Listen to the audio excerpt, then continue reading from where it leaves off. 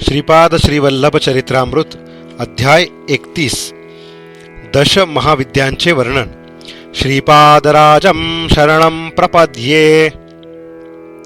आम्ही रोज सायंकाळी श्रीपाद प्रभूंच्या आज्ञेने कृष्णेच्या अलीकडील तीरावर येऊन येथेच वास्तव्य करीत असू। प्रातःकाळी स्नान संध्या आटोपून पुन्हा श्री गुरूंच्या सानिध्यात जात असू। या अलभ्य सत्संगात श्री प्रभूंचे प्रसादरूपी दर्शन, नित्य नूतन योगानुभव आणि अनेक दिव्य रहस्यांचा उलगडा होत असे। देवी तत्वाची उपासना दश महाविद्यारूपानेच होते असे आम्ही ऐकले होते। या दश महाविद्यारूपाची संपूर्ण माहिती आम्हास सांगावी अशी आम्ही श्रींच्या चरणी प्रनम्र प्रार्थना केली। श्रीपाद प्रभू म्हणाले, अरे शंकर भट्टा, श्रीविद्येची उपासना अत्यंत श्रेष्ठ आहे। पूर्व काळात हयग्रीवांच्या कृपाप्रसादानेच अगस्त्य महामुनींना श्रीविद्येचे ज्ञान झाले। त्यांनी ही विद्या आपली पत्नी लोपमुद्रा देवीला दिली। लोपामुद्रा देवीने या विद्येचा सखोल अभ्यास करून त्याचा गूढार्थ अगस्ती ऋषींना सांगितला। अशा रीतीने ते उभयता एकमेकांचे गुरु झाले। विदर्भ देशाच्या राजास बरीच वर्षपर्यंत संतान प्राप्ती झाली नव्हती। अगस्त्य महामुनींच्या तपोबलाने राजाला एक कन्यारत्न प्राप्त झाले। त्या कन्येचे नाव लोपामुद्रा असे ठेवले होते। लोपामुद्रा कालांतराने मोठी झाली। त्यावेळी अगस्ती मुनींनी तिला लग्नासाठी मागणी घातली। दोघांच्या वयातील अंतर पाहून राजा विचारमग्न झाला। एवढ्या लहान वयात मुलींचा विवाह एका वृद्ध महामुनी बरोबर कसा करावा, याच चिंतेत तो होता। शेवटी त्याने आपल्या कन्येस तिचा विचार या विवाहाबद्दल विचारला, तेव्हा क्षणाचा सुद्धा विलंब न लावता ती म्हणाली, पिताश्री, मी अगस्ती मुनींसाठीच जन्मले आहे। मी त्यांच्याशीच विवाह करणार। राजाने दोघांचा विवाह लावून दिला। राजकन्या लोपामुद्रा राजप्रसाद सोडून वल्कले परिधान करून अगस्ती मुनीबरोबर तपोभूमीस निघून गेली। कालांतराने अगस्ती ऋषींनी तिच्याशी शास्त्रयुक्त संग करण्याची इच्छा व्यक्त केली। त्यावर लोपामुद्रा मुनींना म्हणाली, नाथ, मी ललिता स्वरूपाची उपासना करून ललिता स्वरूपच झाले। आपण सुद्धा शिवोपासना करून शिवरूप झाल्यावरच आपली इच्छा मी पूर्ण करीन। अगस्ती ऋषींनी घोर तपस्या करून शिवरूप प्राप्त करून घेतले। नंतर त्यांनी आपली इच्छा लोपामुद्रास सांगितली। त्यावेळी ती म्हणाली, नाथ, मी एका राजघराण्यात जन्मले। क्षत्रियांना शोभतील असे धन, आभूषणे, रेशमी वस्त्र, सुगंधी द्रव्ये, सर्व उपभोग्य वस्तू असल्याशिवाय माझ्याशी संग करणे योग्य नाही। तेव्हा तुम्ही सर्व वस्तूंचा संचय करून तसेच आपणासाठी भरजर जरी वस्त्रे आणावीत। ही सर्व भोग सामग्री आणल्यानंतरच आपली इच्छा पूर्ण होईल। धनसंपादन करण्यासाठी अगस्ती मुनी इल्वल नावाच्या एका राक्षसाकडे गेले। त्याला आपल्या मायेने आपलेसे करून त्याच्याकडून धन, दागिने, वस्त्र, आभूषणे घेऊन लोपामुद्राकडे आले आणि पत्नीची इच्छा पूर्ण केली। यथाकाली त्यांना उत्तम संतान प्राप्ती झाली। एकदा अगस्ती ऋषींनी आपल्या तपोबलाने संपूर्ण समुद्रच आपल्या कमंडलूमध्ये भरला आणि तो पिऊन टाकला। या अगस्ती महर्षींनी विंध्याचल पर्वताचा गर्भहरण केला होता। अजून सुद्धा दक्षिण भारतात अगस्ती मुनींना एक महान सिद्ध पुरुष मानले जाते। त्यांची अनेक ठिकाणी देवालये आहेत। श्रीपाद प्रभू पुढे म्हणाले, मी जेव्हा कल्की अवतार घेईल त्यावेळी परशुरामासारखेच अगस्ती ऋषींना गुरुस्थान देईल। श्रीपाद प्रभू पुढे म्हणाले, काली हे दश महाविद्येतील प्रथम रूप आहे। महाकाली ही समस्त विद्यांची आदिदेवता आहे। तिच्या विद्यामय विभूतींनाच महाविद्या असे म्हणतात। एकेकाळी हिमालयातील मातंग ऋषींच्या आश्रमात सर्व देवतांनी महामायेची स्तुती केली। त्यावेळी अंबिकेने मतंग वणिता रूपात दर्शन दिले। ती काजळासारखी काळ्या रंगाची असल्याने तिचे नाव कालिका पडले। तिने शुंभ निशुंभ राक्षसांचा वध केला। तिचे रूप काळे निळे असे असल्याने तिला तारा असे नाव सुद्धा आहे। कोणताही संकल्प अथवा फलीभूत न झालेली योग साधना अल्प काळात गंतव्यस्थानात पोहोचावी यासाठी काली मातेची उपासना करतात। या साधन काळात काली मातेच्या साधकाच्या अंगाचा भयंकर दाह होतो, तो सहन करावा लागतो। दश महाविद्येतील दुसरे रूप तारा देवी आहे। ही माता मोक्षदायिनी, सर्व दुःखांपासून तारण करणारी आहे।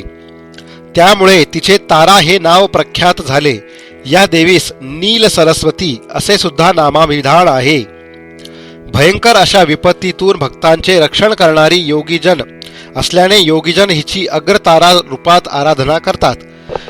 वसिष्ठ महर्षींनी सुद्धा तारा देवीची उपासना केली होती. चैत्र शुद्ध नवमीच्या रात्रीस तारा रात्री असे म्हणतात. दश महाविद्येतील तिसरे रूप छिन्नमस्ता देवीचे आहे. हे अत्यंत गोपनीय असे रूप आहे. एके वेळी देवी आपल्या सखीबरोबर मंदाकिनी नदीवर स्नानाला गेली होती. तिच्या द्वारपालांनी भोजनाविषयी विचारले तेव्हा तिने आपल्या तलवारीने आपलाच शिरच्छेद केला. तिचे शरीर वाम हस्तावर येऊन पडले.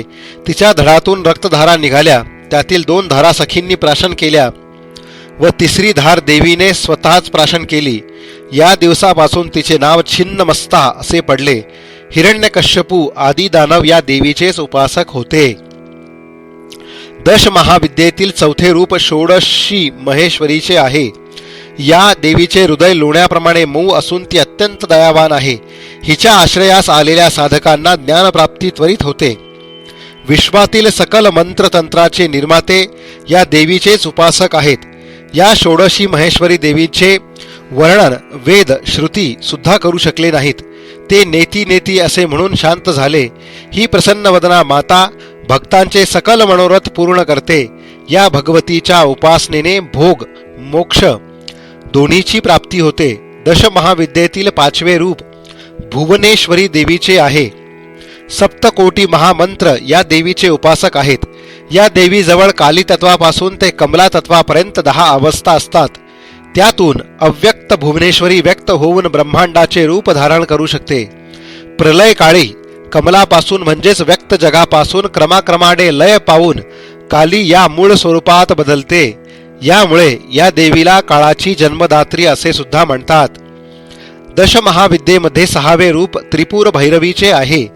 महाकालास शांत करू शकणाऱ्या या शक्तिरूपालाच त्रिपुर भैरवी असे म्हणतात. ही त्रिपुर भैरवी नरसिंह भगवानांची अभिन्न शक्ती आहे असे शास्त्रात सांगितले आहे. सृष्टीमध्ये परिवर्तनाची प्रक्रिया सतत चालू असते. या प्रक्रियेस आकर्षण आणि विकर्षण हे मूल कारण स्वरूप असतात. ही क्षणोक्षणी होणारी क्रिया आहे. या त्रिपुर भैरवीचे रात्रीचे नाव कालरात्री आणि भैरवाचे नाव कालभैरव आहे. या दोघांच्या संयुक्त स्वरूपानेच माझा येणारा नृसिंह सरस्वती अवतार होणार आहे. हा अवतार महायोग्यांसाठी त्रिपुर भैरवी आणि कालभैरवनाथ अवतार मानला जाईल. दशमहाविद्येतील 7वे रूप घुमरावती आहे. ही घुमरावती उग्रताराच आहे. या देवीस शरण जाणाऱ्या साधकांची सारी संकटे नष्ट होऊन तिच्या कृपा प्रसादाने सकल संपदा प्राप्त होते.